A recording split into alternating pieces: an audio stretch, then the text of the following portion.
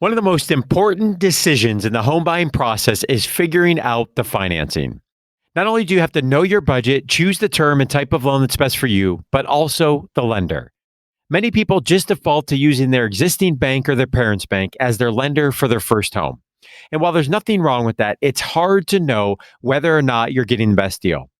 So we created a resource to help you navigate the lending process, determine your budget, and compare multiple lenders, including one that offers a Pharmacist home loan. You can learn more by going to yourfinancialpharmacist.com/home-loan. Again, that's yourfinancialpharmacist.com/home-loan. Credit scores are, especially on conventional loans, especially on long-term fixed rates, so 30-year fixed especially, are going to be highly sensitive to credit. So someone that has a 680 credit score compared to a 740 credit score is going to have a different interest rate. You're listening to the Your Financial Pharmacist podcast, a show all about inspiring you, the pharmacy professional, on your path towards achieving financial freedom. Hi, I'm Tim Albrecht, and on this week's episode, I welcome back onto the show Tony Umholtz, a mortgage manager for IberiaBank.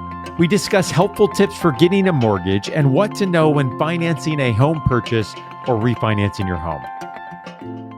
Tony, welcome back to the show. Tim, thanks for having me. It's almost like you're a regular now. Number 3 that we're doing this. So glad to have you back. How are things going down in Florida? You know, we're doing great down here, and Tim, always good to be here with you. And it's hot and humid down here in Florida. We are finally on the tail end of that here in Ohio. I feel like we're getting the beginnings of some fall weather, which I'm a biased, of course, but some of the best weather I think in the country comes in September and October in Ohio. So excited for that time of weather here and just enjoying that with the family. So Tony, before we jump into, I think what's going to be a great discussion around helpful tips for those that are going through the financing process, looking at obtaining a mortgage, I don't want to make an assumption that our listeners heard both of our previous episodes that you were on. So give us a little bit of background on you and the work that you do at Iberia. Yeah, sure. Tim, I've been with Iberia now, two and a half, almost 3 years with IberiaBank, and I run a team that handles mortgage originations for purchase transactions, refinances across the country. We can handle most states, 48 states. And I've been in the industry now almost 20 years. I can't believe I'm saying that, Tim, but I'm aging myself. Nearly 20 years. And, my background, of course, through college was finance. I was a finance major and did an MBA as well. But I've just really enjoyed, helping people, helping families with the home buying process. But I have several kids. I have 3 children. I have a daughter who's about to turn 12. I have a 10-year-old son, and we recently adopted a 2-year-old girl last fall. Always appreciate having you on, sharing your expertise. I know a topic that is of interest to so many of our listeners that, maybe in a first-time home buying position, maybe picking up and moving, might be in a refinance situation, especially given the market and the landscape of what we have. And we had you on, as I alluded to, episode 136, ins and outs of a Pharmacist home loan, and episode 154, getting a home loan in a pandemic. So I'd reference our listeners to those 2 episodes for more information. But today, we're getting a bit more specific in the home buying process to talk about mortgages and to learn tips really when navigating the financing part of the process when it comes to home buying or the refinance.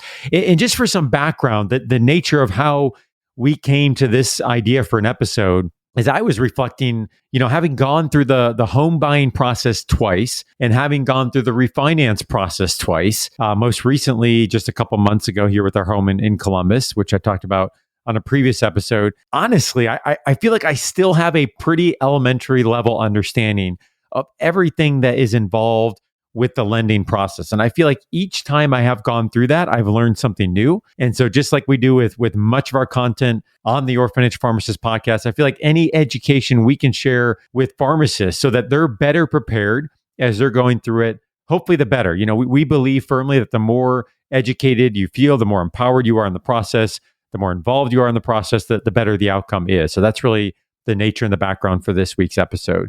So Tony, I want to, in a moment, start jumping into some terminology that I think often folks may get hung up on or are wondering about. But my first question for you is somebody who is perhaps listening, looking for their first home, so going through the home buying process the very first time, when do you typically recommend somebody begins engaging in a conversation with the lender? As they're out perhaps looking at homes or looking on Zillow or Redfin or whatever, when do you want to get the lending piece of the process moving forward? Tim, great question. I always believe that you want to get the dialogue with the lender going immediately, even before you're out there looking at homes. I mean, it's okay to be looking around on Zillow or Realtor.com a little bit, but before you start entering into homes, majority of realtors out there are going to want to, before they show you a house or the listing agent will allow you into the house, they're going to want to know you're pre-approved. And I always find, knowledge is power. Knowledge is power. Knowing what you can and can't do as far as affordability is critical. And you might be surprised with rates where they are today. You may be able to afford more home than you realized. But I would always engage with a lender first. I think that's a critical first step. I'm glad you said that, Tony, because the other thing that jumps out to me here is we've talked about before in previous episodes that you and I have discussed on the show is really the importance of you as the individual setting your home buying budget and really understanding how this fits into your monthly cash flows. You're looking at all of the other goals when it comes to your financial plan. So, as you begin to get serious of looking at homes and you're starting to obviously get excited about the process, I know through firsthand experience, the budget can quickly go out the window as you start looking at homes, or at least that can be challenged. And so having a good pulse on that and really understanding what would that loan look like and talking with a lender, might that mean from a down payment, from rates, from month-to-month payment, I think can really help understand and set expectations as you're going into the actual process of evaluating homes and hopefully getting excited about what lies ahead. Tony, you mentioned pre-approval, and that was one of the questions I had for you is I know the terms pre-approval, pre-qualification often get thrown around. Talk to us about the difference of those terms and why that's important to lenders. Sure. So the pre-qualification is actually a lender will just do a cursory overview of your income and then your stated debts. So typically a client will say, I don't want my credit pulled at this time, but I'd like to know what I can afford. The risk here is we don't, when we run a credit report, we know your actual score. We know exactly what those debts are. But we get an estimated amount or what you're paying. And then we take usually a pay stub or a client will give us a tax return and we can see what their earnings are. And we can run what's called a debt to income ratio. And if if that property and that loan on that property meets the debt to income ratio, we can give you a qualification letter.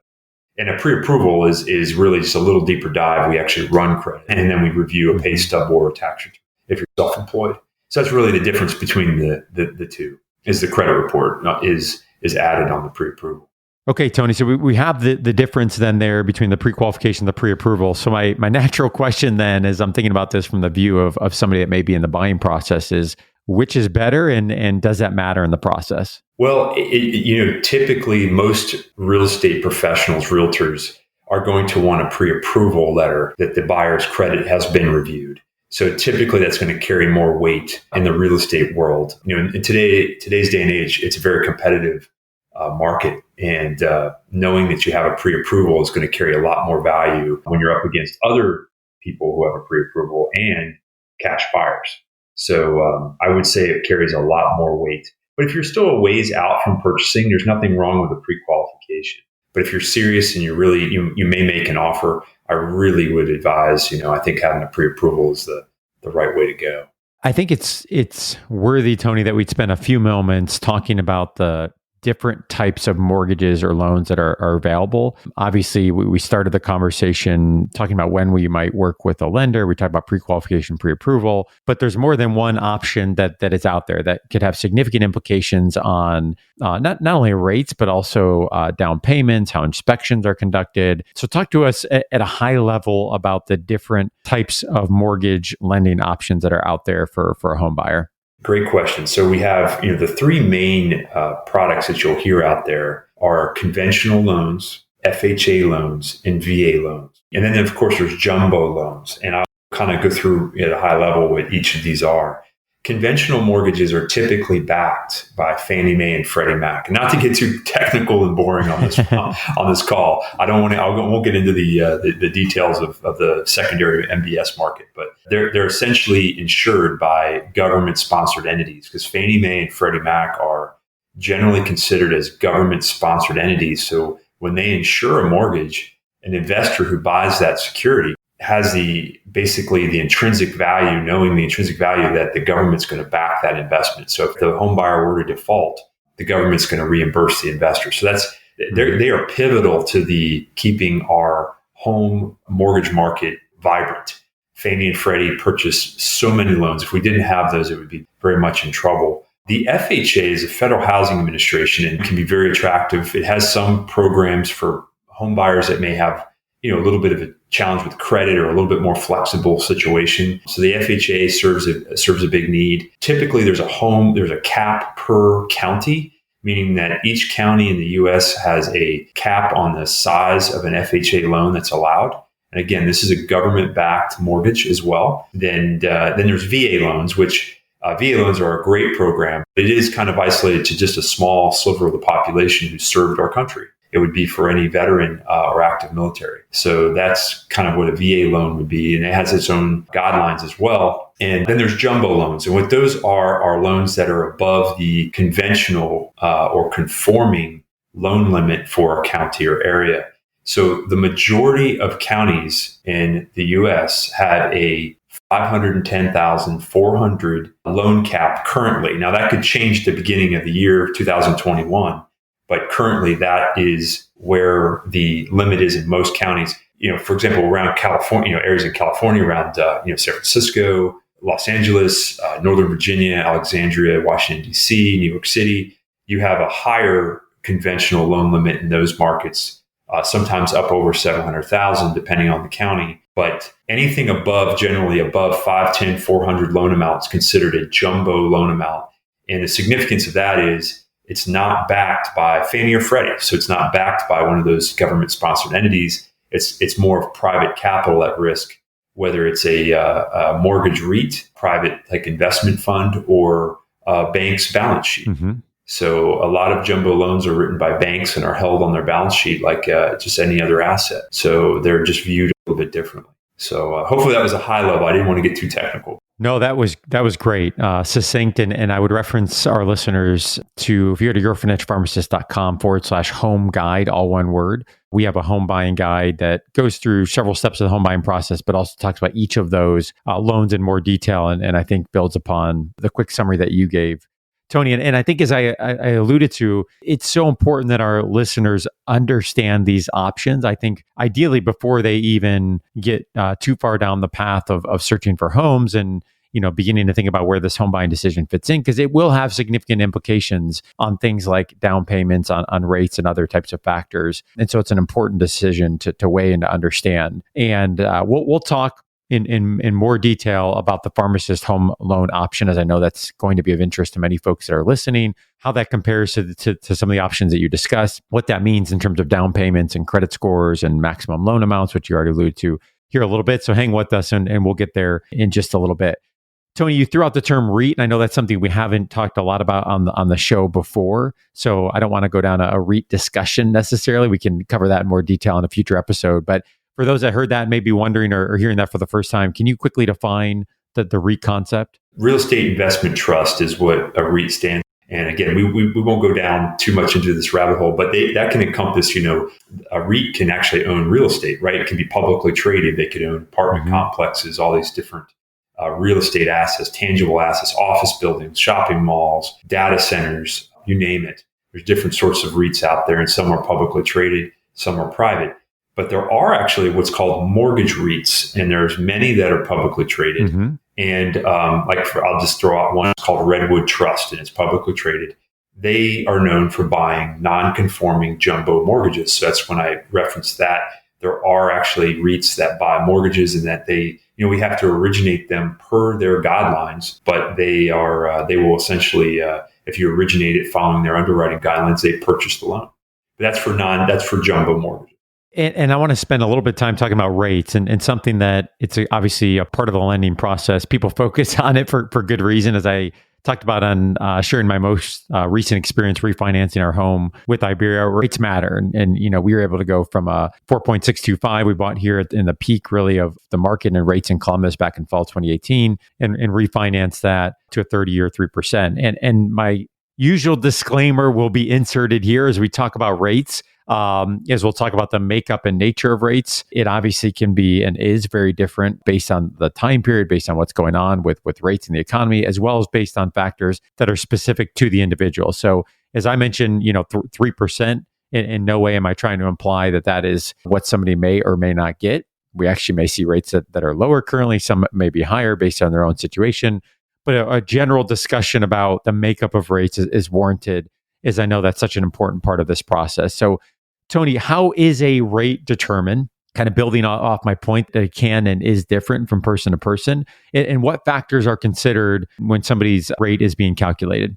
Yeah, it's a great question. There's a lot that goes into the interest rates, and the big factor is the market itself. So the interest rates are calculated really not by the Fed. Now, the Fed has a huge influence. And traditionally, I go back when I first started in the early 2000s in this business, the Fed had less power than it even does today as far as what they're doing, as far as buying mortgage securities. And that's what they're doing, how they're buying bonds directly. Which really keeps rates down. But the trading of the mortgage-backed security market is what dictates interest rate. So that is really why it can move from day to day. Right now we're in an economic crisis. I think the Fed has done an amazing job coming in and just stopping what could have been as bad as things are. Imagine if the Fed didn't do what they did. Providing PPP to business owners, doing all these things that they did to really backstop the economy. And I think that's been a really blessing for the U.S. But as a result, rates are very low. We know that the MBS market is what controls interest rates. We hear talk about the Fed funds rate. The Fed funds rate might be pretty much zero right now, but that's not really what dictates the mortgage rate. So it's called mortgage-backed securities is what dictates where interest rates are going to go. But there's a lot that goes into this. So the other big piece is, of course, the borrower themselves. Yeah. So their credit score is going to matter. It's very highly sensitive to credit score. It's also can be sensitive to loan to value. And what that means is what your home is worth compared to the mortgage amount. Can influence the interest rate you receive. A refinance compared to a purchase. Oftentimes, purchases receive a slightly better rate than a refinance. The other factors are the property type. Condominiums are considered a riskier asset in the eyes of lender than a single family home generally. You see a small increase in interest rate for a condominium. You also may see a small increase in interest rate for a multifamily property versus a single family property. And what I mean by that is a multifamily is considered to be a duplex, which is 2 units, a triplex, which is of course would be 3 units, and a quadplex, 4-unit property. Those can carry slightly higher interest rates than a single family home because of the property type. But even as a buyer, if you purchase a condominium, there's potential for risk for any of us. So the due diligence a lender does in assessing the condos, what's called warrantability, meaning its approvability as a condominium, just supports the buyer. It's really like Big Brother looking over your shoulder when assessing a condo, because the lender is going to assess the budget. They're going to assess the viability of the project itself, make sure that the condo docs are in order. Essentially, they're going to make sure it's a viable project and protect both the buyer and the lender, but especially the buyer from special assessments. So condos are just looked at as a little bit of a riskier asset class versus a single family home generally. Also, then the multifamily properties, duplex, quadplex, triplex, as we referenced, they're going to potentially have other renters in the project and add a little bit of a risk grade. So that's why they have a slightly higher rate. And I'm glad you differentiated that, Tony. I know I feel like in a time period like this where rates are so low and it's garnering so much attention, so many news articles out there about great time to buy, great time to refinance.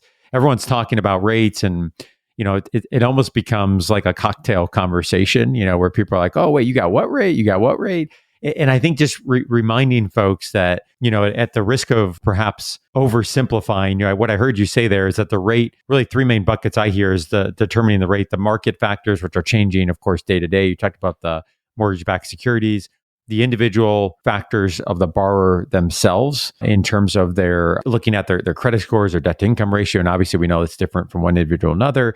And then the third bucket I heard there would be the actual type of lending and what's unique to that specific property or whatever they're looking at. So single family home versus the multi-unit versus condos. And then you even mentioned how it can be different on a purchase versus a refinance. So again, great summary and a good reminder that, of course, we're looking at rates. We should be thinking about them. We know how they can impact a monthly payment, but really understanding that can be different from one individual to another.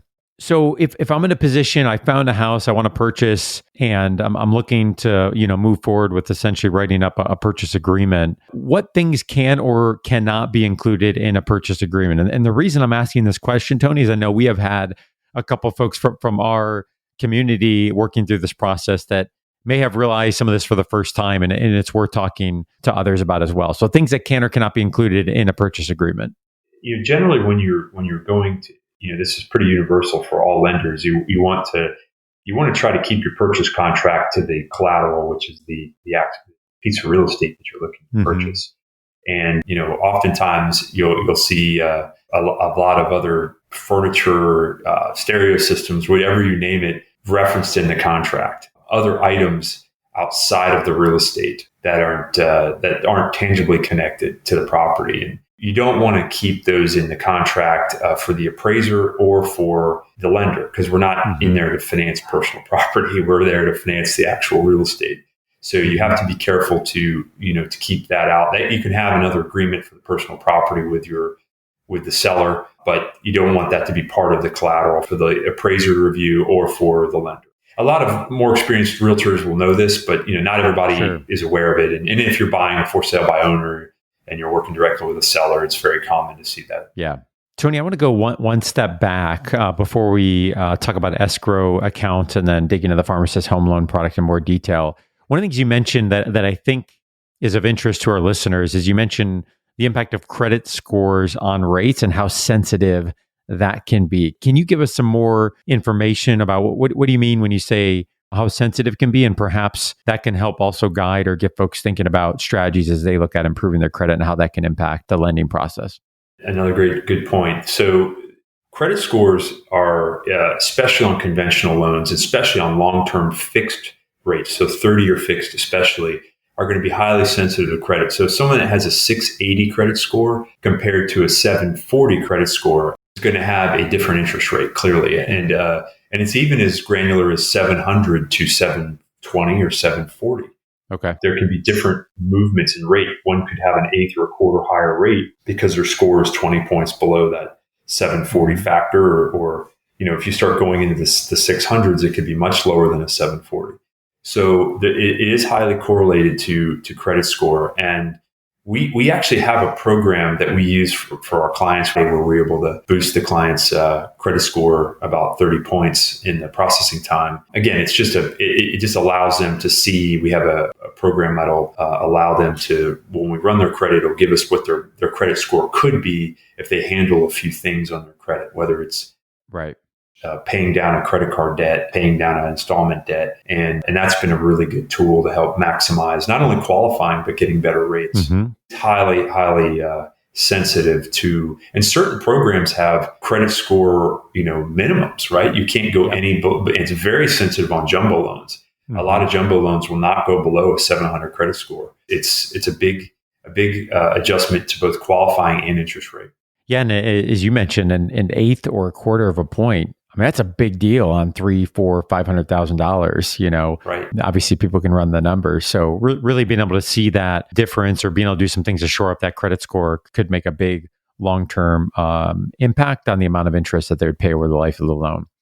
Tony, let's talk about escrow. I know I mentioned this in detail when I talked and shared my refinance experience with Iberia, but I think it's one of those topics that, for many, myself included, is just still kind of fuzzy in terms of really understanding how escrow works, pros and cons of, pulling out of escrow, who may or may not have that option, what that would look like, what they should be thinking about. So give us, kind of the main talking points around escrow. What is it? What's the purpose?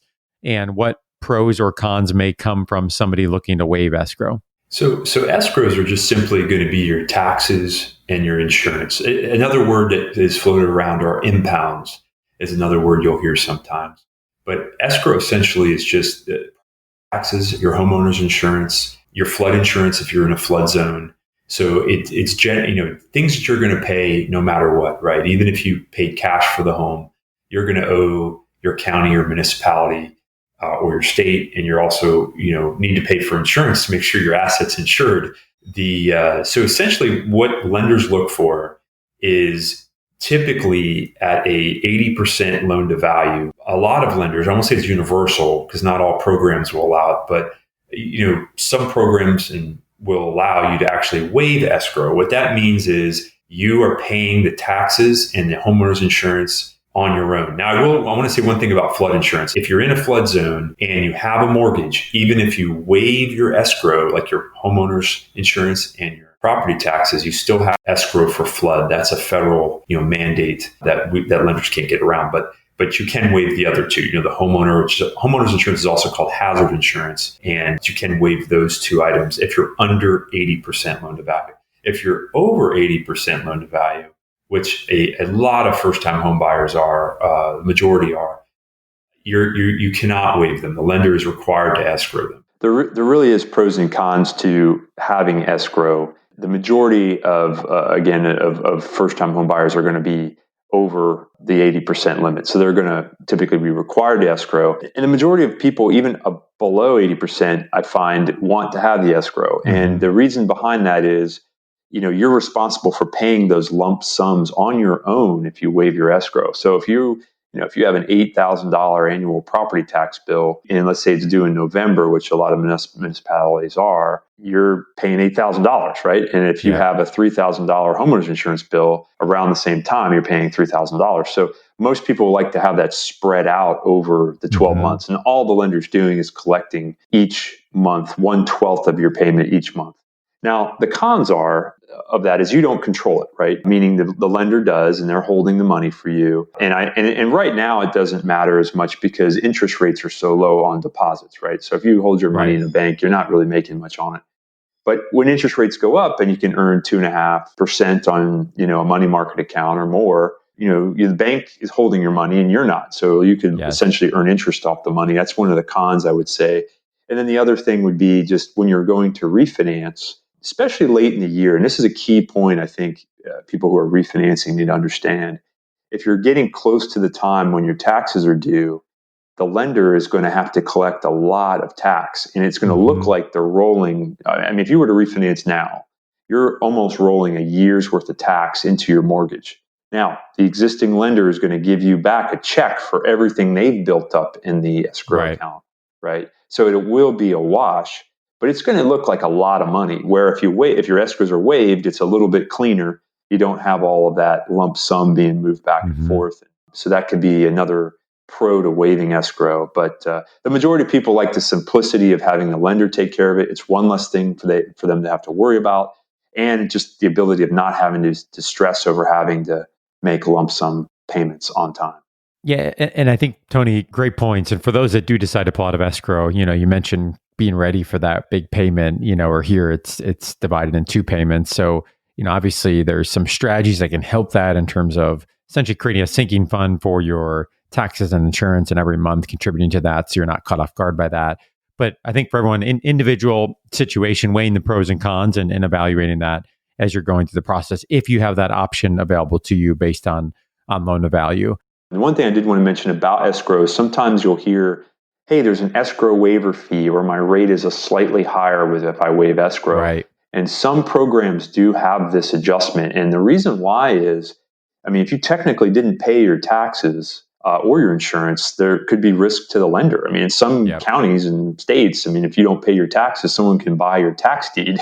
So there's risk to the lender potentially if you didn't do that. So I just wanted to make sure I outlined why there's that fee that you'll commonly see in the industry. Great stuff. I'd like to wrap up our time together by talking about the Pharmacist home loan as one option that folks may consider as they're going through the home purchase process. And we've talked about it, before on episodes 136 and 154, but I think it's an opportunity that many of our listeners likely will want to consider and evaluate as they're looking at all of their options. And what we know is one of the biggest barriers to pharmacists being able to purchase a home is student loan debt. And for most conventional types of loans, this obviously can greatly impact their debt to income ratio and certainly could affect someone's ability to even get a loan or greatly reduce the amount that they could get approved for. So, Tony, talk to us about the professional mortgage loan that IberiaBank offers in terms of what it is, minimum down payments, term, max loan amounts, and things that they should be thinking about as they're evaluating this among other options available to them. The product for pharmacists is it's going to be under that conventional loan bucket, essentially, even though it's kind of a specialized product, Right. because it's it's not, an FHA loan or VA loan, but it's what it is it's got the ability for a pharmacist to purchase a home. If you're a first-time home buyer, you can put as little as 3% down. If it's a subsequent purchase, it would be 5% down. So very little down payment. And there's no mortgage insurance. And I find that the rates tend to be better than normal conventional products by a bit of a spread, which can vary. But I find that can be a better rate than you could get ordinarily, even if you put 20% down. The max loan amount is 5, 10, 400. So it does kind of follow along. Currently, that's what the product we offer has, a max of 5, 10, 400. It's eligible for both a purchase transaction and a refinance transaction. For both. But the real benefit's just the very little money out of pocket and the no PMI and the very competitive interest rate. So you kind of the ability to have both of those makes it a very viable and option for many. So that would be the biggest pluses. There is a bit of you reference student loans. It's a little bit more lenient on the student loan calculation versus like some of the normal conventional products, I would say, like Fannie Mae backed. It has a little bit more of a lenient way that they look at the student loan debt as well. And talk about credit score impact here as it relates to the pharmacist home loan product. There is a minimum credit score of 700 with a pharmacist loan product. So you would have below 700, we couldn't do the loan program, but 700 is the minimum. That is one thing we do have to keep in mind. So credit is important. And I'm assuming just like other lending options, obviously the better the credit you start to get above 740 and beyond, I would assume then, again, different from person to person, but rates would be expected to get better. Right. The rates are going to be better at 740. I've even seen sometimes when you get higher credit, people will even get what's called a lender credit for their rate too, which is a kind of a rebate from the lender towards closing costs, because there's some add-ons or adjustments that are positive for better credit scores. So you'll see that sometimes even as well, Tim. I think that, credit scores really do impact the pharmacist product. 700 is going to be not quite as good as a 740 or 720. Also is a condominium. If you were putting 3 or 5% down on a condominium, it may have a slightly higher interest rate than if one of your colleagues bought a single family home. So that's something else to be aware of with the pharmacist home loan. And then and the same thing with a multifamily. I think this might be a good time to address that too. Is a multifamily is going to require a little bit more money down with the pharmacist product as well. It's not going to be 3% down. Let's say a duplex might be 15% down. So you have to be very prepared for a much larger down payment if you try to buy a multifamily type property with this program. Tony, one of the things you mentioned before we hit record that I think it would be helpful for our listeners to hear a brief overview that just highlights, I think, some of the unique circumstances that can happen based on trends that are occurring in the market at the time. Currently, you mentioned some of the things that you're seeing around the quality of appraisals and how that can impact the lending process and the timeline moving forward. So tell our listeners a little bit more about that. Yeah, in our dialogue there, Tim, just some of the things we're seeing is, and we do loans in a lot of different areas of the country, so it's not subject to one market. But we've been seeing, this inventory is tight, right? We don't have quite enough inventory out there. Right. I think home builders will eventually catch up, but right now that's the situation we're in many markets around the country. And appraisals are starting to be done, and they might be coming in at a little bit higher values, and values are kind of going up at a pretty good rate right now as far as property appreciation. And in certain markets, there's just not enough sales. And you'll see some appraisals, every appraisal is scored. So they have a scoring mechanism that a lender's analyst will look at, and that's based upon comps in the area, adjustments in the appraisal, time since the last sale. So there's a multiple things. I don't want to get too technical on the appraisal side, but that's how appraisals are scored. And oftentimes lenders are required to do like a secondary review, which is called a field review, or sometimes are required to even order another appraisal depending on the lender or the situation. I'm kind of speaking in general because I'm trying to think of my whole industry here holistically. The one thing that we have to be aware of is these field reviews, and appraisers are so busy with the volume right now between the purchase market and then the refinance market that they're not always as timely as they used to be. So we used to be able to get a field review within a few days or 2 days. It might be a week. So it's not that I'm seeing it on every transaction. It's by no means the case. Sure. But we're seeing more of them lately. And it's just, I think it's because of where we are in the market cycle and the fact that there just isn't that much inventory. So one thing to keep in mind is the appraisal is reviewed and it's reviewed for quality, and sometimes those things come up too. So there's a multitude of factors in the lending process, and that's why I always joke with people about this. There could be some. It's like the airline flight with turbulence. So it could be turbulence in the flight, right? But we got to land safely is the key. Yes. And you never know. Sometimes it's perfect, smooth sailing, but then there's other things like this that are out of everyone's control. But it's just something to be aware of, that these things can come up even on the quality of the report. And if you hear that word field review, that's what it's a secondary look, and lenders are required to do that. Tony, as always, great stuff. I feel like you provide great education. You succinctly explain what could be a very difficult process, and appreciate you taking time to share your expertise. What is the best way for our listeners to reach out to you if they have questions or considering the Pharmacist home loan product with Iberia? What's the best way to get in touch with you? Email is fine. I'm also old school. I do like to phone calls, so I'm always welcome a phone call. I have a team of staff, some very hardworking and diligent individuals on my team that can also answer questions. Phone or email are always welcome. Probably be the best ways to reach me. Awesome. We'll link both of those in the show notes for our listeners, which you can access by going to yourfinancialpharmacist.com/podcast. Find this episode, and you'll see that information listed in the show notes. And to learn more about the steps in consideration to getting a home loan, make sure to check out the post on the YFP site titled 5 Steps to Getting a Home Loan by visiting yourfinancialpharmacist.com/home-loan. And as always, if you like what you heard on this week's episode of the Your Financial Pharmacist podcast, please leave us a rating or review on Apple Podcasts or wherever you listen to the show each and every week. And if you're not yet a part of the more than 6,000 pharmacy professionals across the country that are joining us in the Your Financial Pharmacist Facebook group, please make sure to check that out. Join a community that is committed to helping and empowering one another on their path towards achieving financial freedom. Have a great rest of your week.